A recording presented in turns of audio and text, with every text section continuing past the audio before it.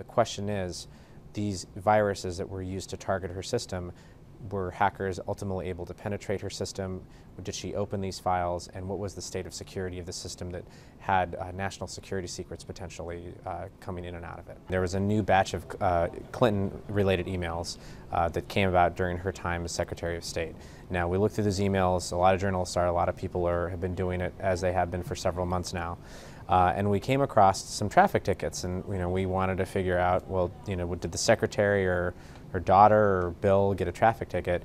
But when we started examining it more closely, we noticed that it came from New York City, but it said to just pay money to someplace in upstate New York. So that didn't make sense. When the AP went through them, we found at least 5 of them that had come, that had a file attachment indicating that it was a virus. We looked into the origins of that. We looked into what researchers have said about the virus, and that's where it traced back to a possible Russian link server. What you do know is that they had her email address. This was an email address that was largely secretive unless it was among certain people, which shows that she had either given the email address out, somebody had gotten it some other way. This raises concerns about her using a private server in her house. There have been questions that have been raised about how secure that system was.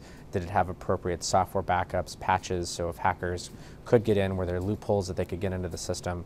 And now that she was clearly targeted, either intentionally, but certainly to the degree that it was a New York State resident from an obscure email address, to what degree did hackers further penetrate the system? And I think these are the questions we're going to be asking going forward.